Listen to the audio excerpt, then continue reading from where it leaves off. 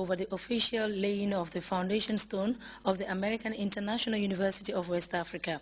The milestone event, as Babukar Senghor reports, marks another important landmark in the drive to expand higher education in the Gambia. National University of West Africa has been operating in the Gambia since 2011, providing specialized programs in medicine, dentistry, pharmacy, nursing, and a wealth of health occupation. The university is laying out the foundation stone for our main campus, set to accommodate the growing health science academy. University President Dr. Sukla emphasized the firm mutual connection between the Gambia and the U.S. while stating that the main objective of the university is to complement government's efforts in its quest to attain quality education. I would like to begin today by expressing my deepest gratitude to His Excellency Sheikh Professor Alhaji Dr. Yahya A.J.J. Jammeh, the President of Republic of the Gambia, for his very kind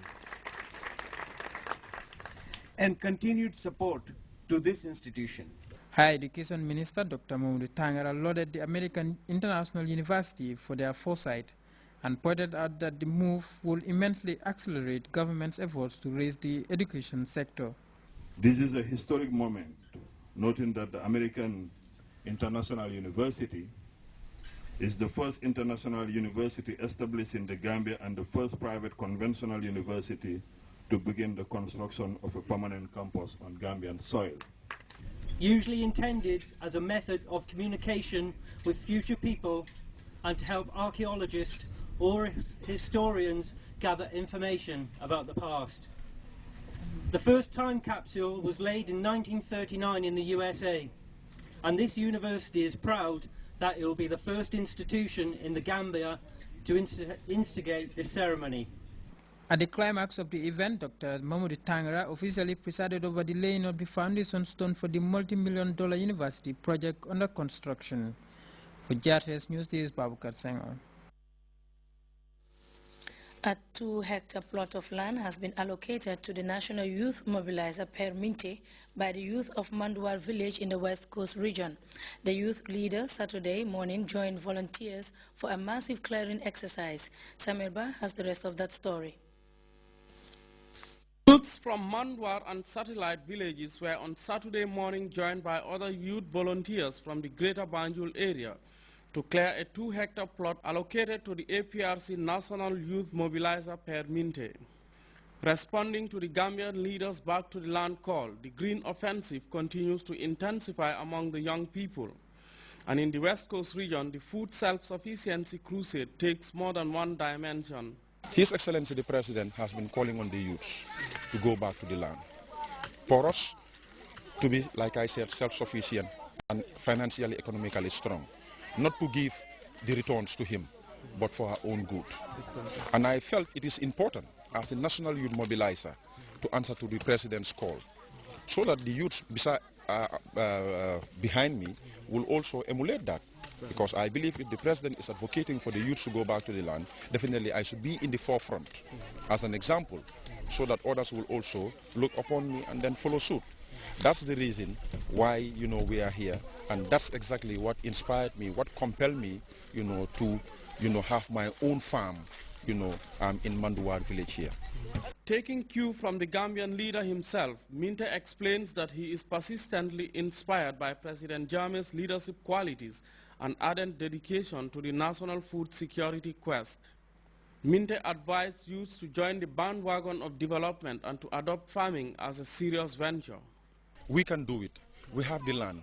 The lands are everywhere. It's abundant. What I'm telling them is, it is true. The message that the President is sending is a clear message. And the message is only to empower you and to help you become what you're supposed to be. Because tomorrow, you will become a father, some will become mothers, and you will expect to have children who will look upon you for their survival and many other things. So it is important, as long as you are a young man, to stay and then go into farming. At the end of the day, definitely it didn't cost me anything else to have my own farm here in Manduar.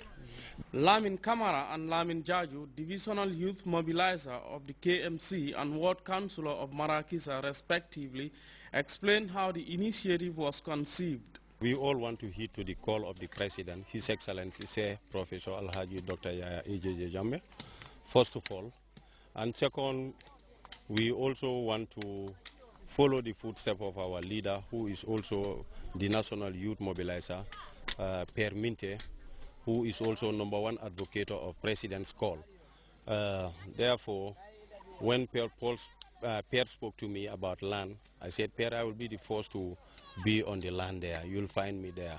I'll go and provide a land where all of us will work, including even some of my youth from KM and Manduar.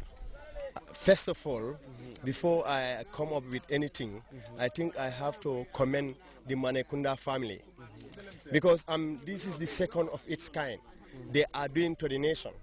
Because piece of land. Yes, because they've started with His Excellency Chief Professor Alhaji Dr. Yahya AJJ Jammeh, whereby some 2-3 years back, a plot of land was allocated to him and is still there. The Alcalo of Manduar commended the youth for their engagement in development endeavors, whilst disclosing plans to further allocate space for those looking to venture into agriculture. Several other speakers, who included youth volunteers from KMC and the West Coast region, equally pledged to contribute to the improvement of agricultural productivity. And there could be no better instance for this move, as the heavens prepare to open up, ushering yet another cropping season.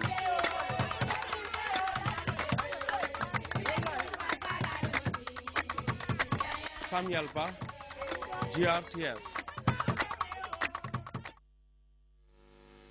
We'll now take a short break. Stay tuned.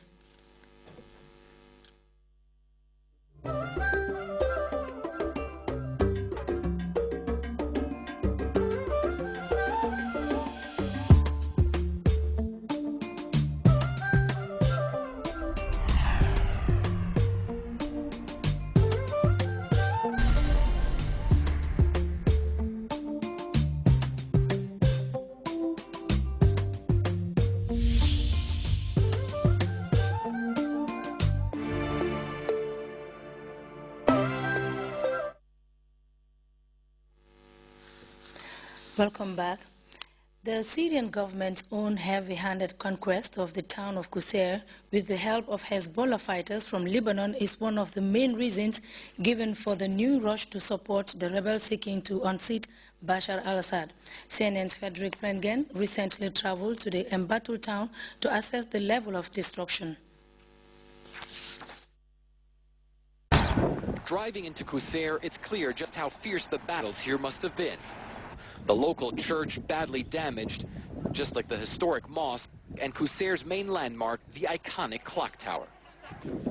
Almost all residents fled during the fighting. Only a few are now coming back. George, who would only give us his first name, fled when Qusair was in opposition hands. Of course we want to keep living here, he says. We are trying to get help from the government so that we can make this town worth living in again. Qusair was held by the opposition for more than a year. It's close to the Lebanese border and became a strategic hub for the flow of weapons to rebel forces in central Syria. Regime forces backed by Hezbollah fighters launched an offensive on the town and retook it earlier this month. But the cost was immense. It's really hard to see how anyone could claim victory here in Qusair. Look at these houses. Look how badly damaged they've been due to the fighting. There's sort of a rough cleanup operation going on in town, but it seems to us as though many of the structures here in Qusair have been damaged beyond repair. In a rare TV interview, a Syrian military commander shows me how pro-Assad forces captured the town. First, we surrounded the city, and then we attacked it from all sides, he says. And of course, we killed a lot of them, and there were a lot of wounded. The rest of them ran away through the valleys and the mountains, mostly to Lebanon. And now we can announce that Qusair and its suburbs are totally cleansed of Islamist fighters. Totally cleansed and totally destroyed. Qusair also highlights the increasingly sectarian nature of the Syria conflict. George, like many of those now returning, is Christian. He took me to his brother's destroyed house. couldn't hide his anger at Qusair's Sunni Muslims, many of whom supported the opposition. My brother used to live here with his kids, he says. He's an engineer. His son came to the door and they shot him.